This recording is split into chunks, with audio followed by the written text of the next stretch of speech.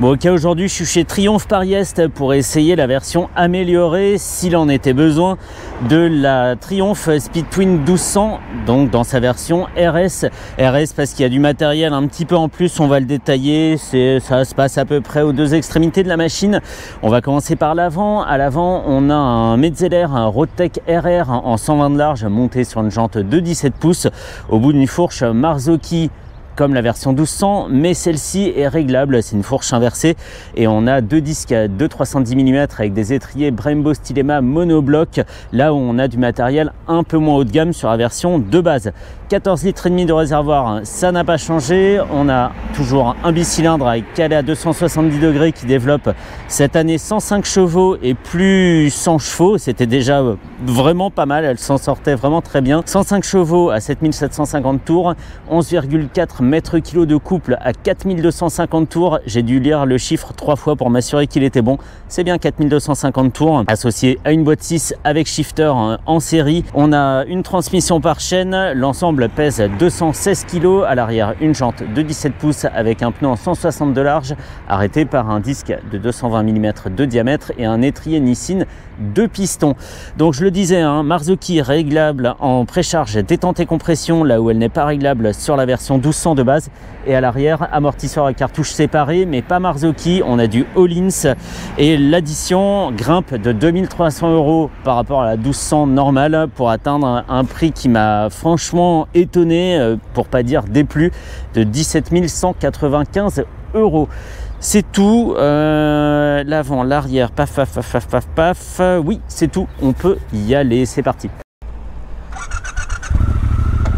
Allez, go. Tout de suite, on le remarque, hein, sous les yeux, on n'a plus le combiné compte-tour-compteur à aiguille dérivé de la Thruxton, mais on a le combiné cristaux liquides et petit TFT du Trident. J'ai trouvé ça décevant au début, surtout sur une machine à 17 200 €. Et en fait, ça va pas mal. Il est un peu grand, donc il prend de la place sous les yeux et dans le poste de pilotage. Mais on a gagné en lisibilité, hein. C'est toujours ce que j'ai reproché aux autres, de manquer de lisibilité, pas assez de contraste. Et les informations se détachaient pas suffisamment pour être lisibles en un clin d'œil. Donc ça, c'est pas mal. Par contre, Triumph aurait aussi pu faire un TFT rond, comme on voit chez Harley par exemple. On a des très beaux écrans, assez compacts, et qu'on peut habiller exactement comme on veut. Si on veut simuler une aiguille, on le fait. Si on veut un affichage plus moderne, on l'a. Et donc, c'est un petit peu dommage d'avoir cédé comme ça à la facilité en piochant directement dans la banque de pièces. Ce qu'ils font habituellement avec d'autres choses, hein, des réservoirs, des phares, des selles, etc. Mais ici, je trouve que l'équipement lui va pas très bien. Allez. Et un contre-jour de taré. Non, là, ça va. Dans cet axe, ça va. Donc, cette machine, elle a exactement le même cœur que le 1200 de base. Je le disais, RS, parce que elle est plus technique dans la suspension notamment et dans le freinage. Dans les communications de Triumph, on voit cette machine évoluer sur circuit et je pense qu'elle y a toute sa place.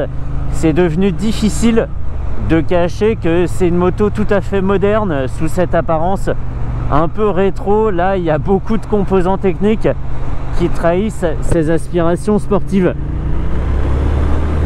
Et toujours ce couple de tarés, mais 4250 tours, et t'as le couple maxi, c'est dingo, dingo. Là, je suis à 3000 tours en quatrième.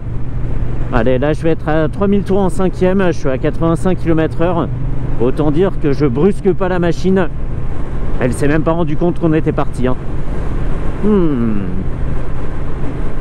On est tranquille. Les informations, on les fait défiler évidemment avec les flèches sur le commodo de gauche, donc ça c'est très bien. C'est un pad multidirectionnel, on trouve facilement le bouton qu'on désire et tout le reste aussi. On n'a pas cédé à la tentation de faire un commodo surchargé avec presque un bouton par fonction, et ça c'est très bien.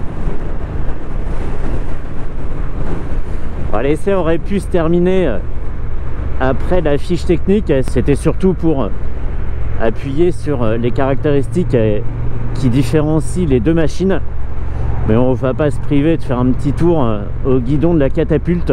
Aujourd'hui, il fait très très froid, donc j'ai pas hyper confiance dans la route.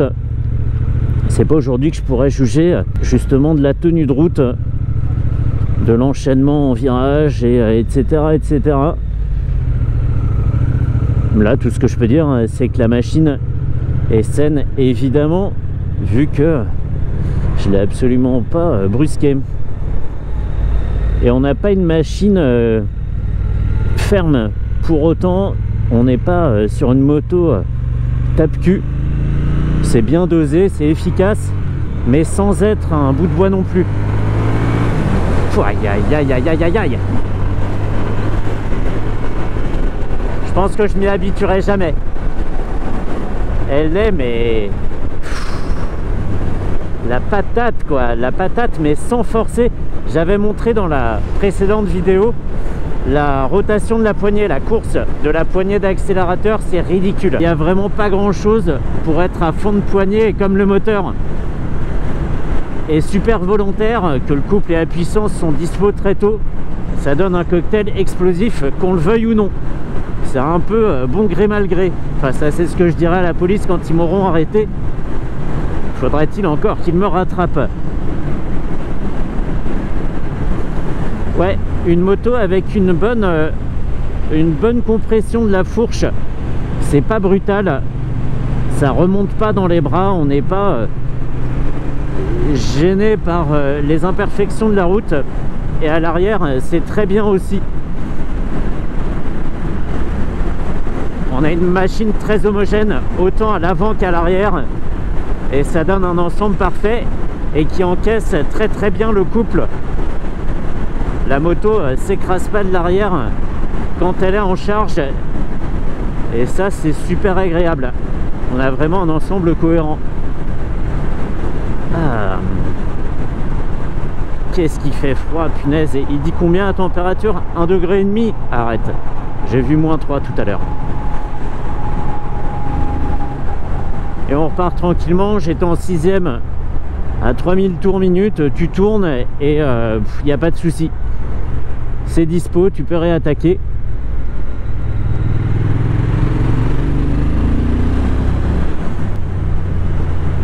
Avec ce couple qui arrive très très tôt, comme une grosse main qui pousserait l'ensemble moto-pilote. Et c'est vraiment très très musclé. Si on regarde dans le dictionnaire la définition de couple, dans la rubrique mécanique, pas dans la rubrique relation entre êtres humains, on trouve une photo du Speed Twin, puisque c'est la meilleure illustration pour comprendre ce qu'est le couple. Parce qu'en fait on roule tout le temps dessus, hein, tranquille. Mais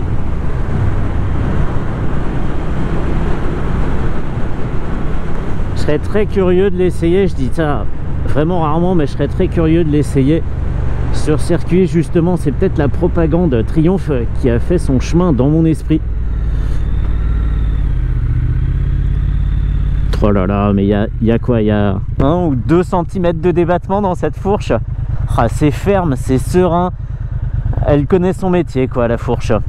Sans être tape-cul, je le répète, on l'entend hein, quand je passe sur les cailloux de la route, ma voix ne chevrotte pas, parce que tout ça est très très bien fait. Pouh, le freinage. Aïe aïe aïe. Et comme la fourche est ferme, on n'a pas une moto qui s'écrase comme ça avec une direction qui devient très lourde. Tout se fait hyper naturellement. Allez, ça part en roue arrière. Je plaisante dans mes rêves. Super sereine, mais par contre le piège a permis quoi. Sous ces airs comme ça de moto néo-rétro, tu dis ah mais c'est cool, j'ai déjà conduit une bonne ville. Alors pas du tout, c'est pas ça, c'est pas une bonne ville, t'oublies. Et puis ton permis, bah tu l'oublies aussi, sauf si tu regardes le compteur.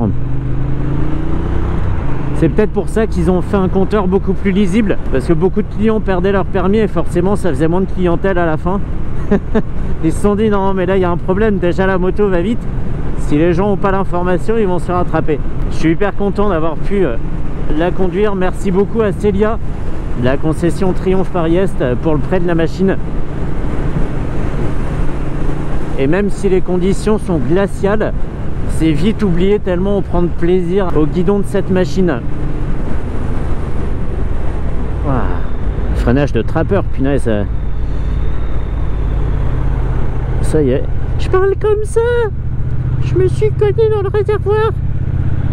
Oui. Allez. On est tranquille. Je sais même pas dans quel rapport je suis. J'ai pas vraiment besoin de regarder. Je sais qu'en tournant je vais repartir. C'était quoi? C'était à 4ème. J'étais à 2000 tours. On est peinard. Et c'est pas parce que le couple et la puissance sont dispo tôt que la machine n'a pas d'allonge. On peut aller haut dans le régime et continuer à tirer quelque chose de la mécanique. Ah bon bah c'est bien. Allez, je me rentre à Bonneuil et c'en est fini de cette 1200 RS. Ah, même là, hein, sur les creux et les bosses, tranquille. Petit tapis volant, mais tapis volant sportif, hein. Tapis volant avec un aileron quoi, en quelque sorte. Un peu Jackie Tuning. Bref, allez, fini pour la 1200 RS, toujours un plaisir. Et si l'occasion se présente de l'essayer avec une route chaude et tout ce qui va bien, je la referai pour essayer de la pousser un petit peu plus dans les limites de mes capacités, évidemment. Allez, finito.